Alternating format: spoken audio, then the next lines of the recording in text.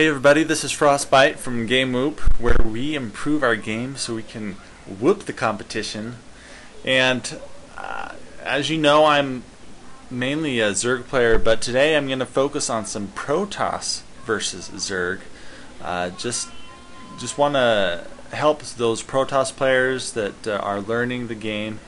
The problem with playing against a Zerg is if they get their expansions up fast, they can get drones up really fast, and then they just mass up this insane amount of units that Protoss has a really hard time dealing with. And there are lots of ways that you can deal with those massed units, because Protoss units are just so much more efficient.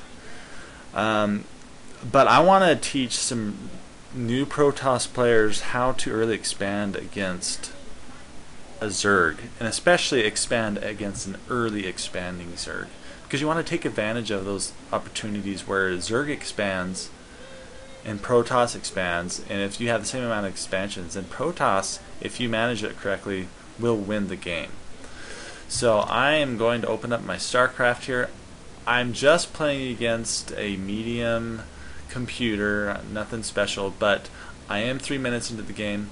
I do have my gateway set, and I just barely put my cybernetics core down, so it'll take me a moment to get back into the game, but I'm going to go ahead and unpause the game and continue this and try talking and explaining things. I may not do a good job explaining things because I'll be focusing on the game. I may not play the game very well because I'm focusing on talking, so forgive me here. But I'm going to unpause the game. Here we go. And I got some probes built in.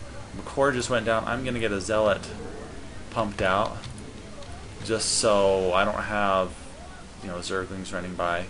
And I have this probe patrolling. I'm going to go into the Zerg base and just do a nice little scout. And oh, the Zerglings see my probe. Crap. So continuing to build probes.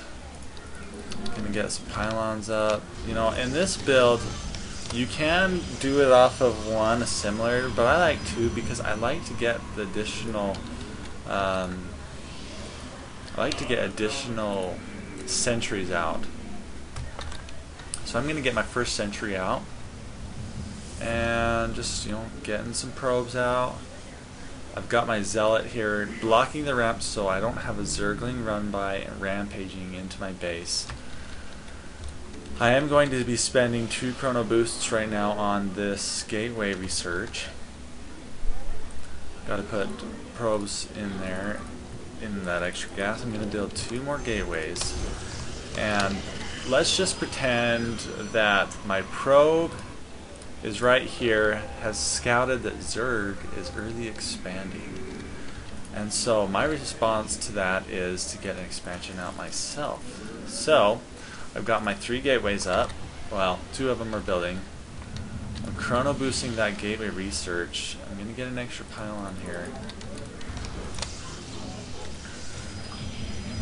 And at this point, there are lots of ways you can open up. You can open up with tons of sentries, a few sentries, and at this point, am just going to wait for that gateway research to finish. I did mess up a little bit. Usually I spend 3 chrono boosts on that gateway research just to get it out faster, but I'm not perfect, so I'm not going to worry about it too much right now. So gateway, you can see I am accumulating a lot of resources. I do want to get this expo up as soon as possible. So as Protoss, you want to be able to defend against early pressure from a Zerg player.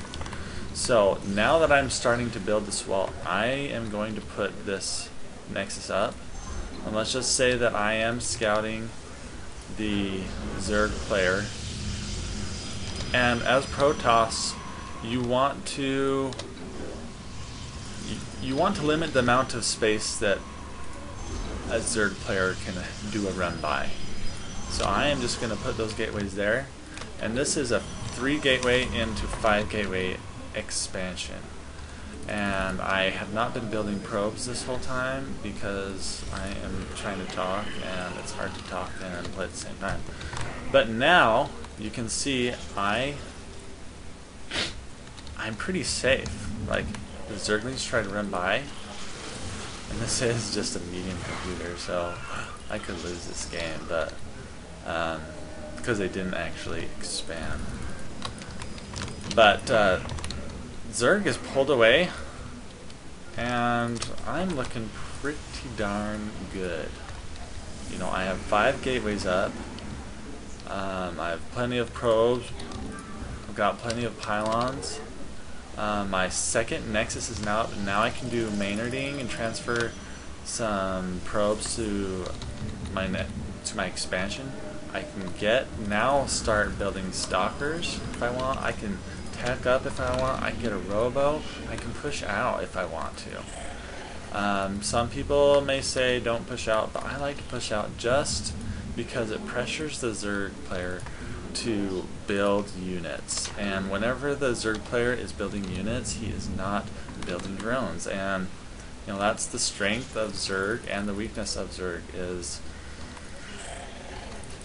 you have to use those larvae the right way, or else it just won't work out. So I'm going to get some sentries and some zealots. I'm going to pressure the Zerg into building army fighting units, and